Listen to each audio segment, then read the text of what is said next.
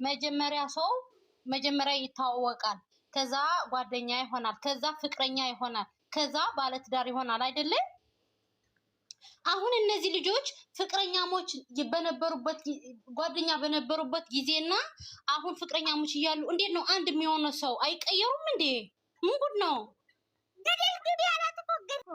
እንዴት ነው ሰው ማይቀየሩ? እንዴት ነው ፍቅረኛሞች ስትሆኝ እንዴት ነው ማይረጋ? ሁለት ወር በስንት ወር ፍቅረኛሞች ጊዜ? ኧረ በድሃኔ አለ አንቺ ትንሽ በፍቅር ጊዜ እንዴት ነው መቆየት ያቃታቸው እንዴ?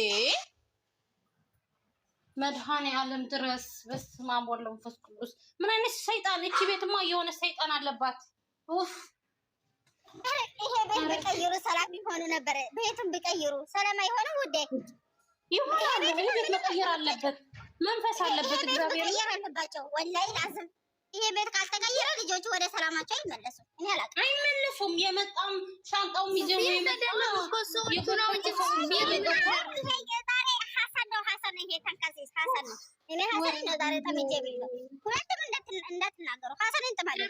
ሐሰን ነው ይሄ ተንከሲስ ሲጀመር የሃይሚ ሐሳብ አይደለም። ሀያት ምን አለ ሐሰን ዛሬ አብረን እንኖራለን ይሄ ከፈራች እያለ ነው እኮ የታባቱ ወይ እግዚአብሔርን እኔ ላልቅስ ወይስ ምን ይሻላል? ምን አባት ነው አብሮ የሚኖረው? ወይኔ ሴነቂው ወፍሴ ተረጋግተሽ ነይ ተለው። አንቺ ተረጋግሽብኛለሽ። እኔ ራሴ ለምን እንደዛ አደረገ እሱ? ወፍሴ ያስገቢ። አሁን የዛሬ ሲጀመር ውዴ እኔ አንድ ነገር ልንገራችሁ። ሀሳብ እንስጥ ውጣልኝ አለችው አይደለም? እሺ ብሎ ብወጣ ይሻል ነበር። እንደዚህ እሱ የተናደደ ሐሰን እዚህ ያገኘው እንጂ ሌላ አይደለም። ሀያት እሷ ሐሰን ሀገረች ከሰቲ እሷ ውጣ ብትለው ብቻዋን ሁና ውጣ ብትለው እኮ እሺ ችግር የለውም። ብሩኬ እኮ ተናደዋል። ትናንትና እንደዚህ አበባ እየጠብቂያት እምቢ ብላኛለች ብሎ ዛሬ እኮ ተናዶ ነው ያለው። ገባሽ? ጭራሽ ደግሞ ሐሰን ተናዶ ውዴ ሐሰን ስለጅራ ማለት ሃይሚ ቆማ ኪያት በየተኒ ባህትሮ እሱ ሃይሚ ብቻ ተይ ባህትሮ ሐሰን ስላርገይ ማለት ያ ልንገርሽ ማሬ በዚህ በተናደዋል ብሩኬ። በዛ ላይ ደግሞ ሐሰን እዛ ሆኖ መውጣት አለብህ። አረ ወይ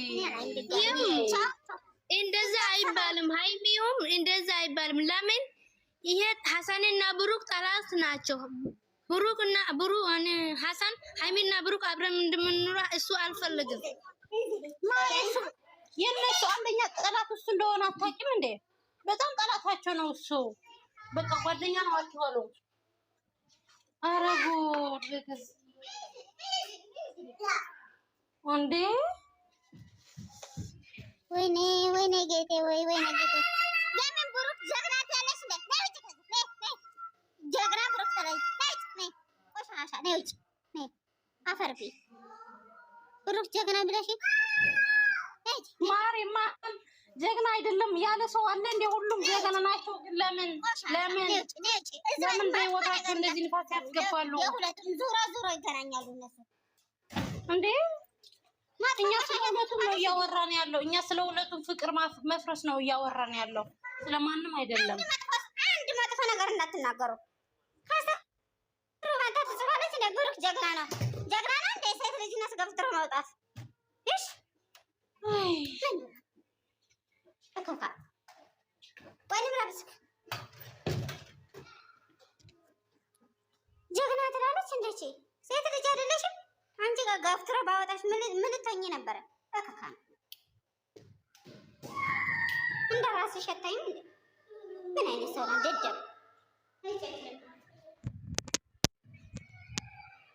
ምን እንደሆነ ወንድ ልጅ ነው። በወጣ ምንም ችግር አለ? ምን ችግር አለ በወጣ ወንድ ልጅ?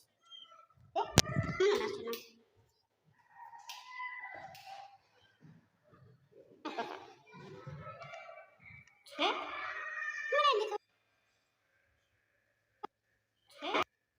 ነይ ትዳርሽ ትክክል አይደለም ነይና እናሳይሻለን። በቃ በአይኔ ያየሁት ናቸው።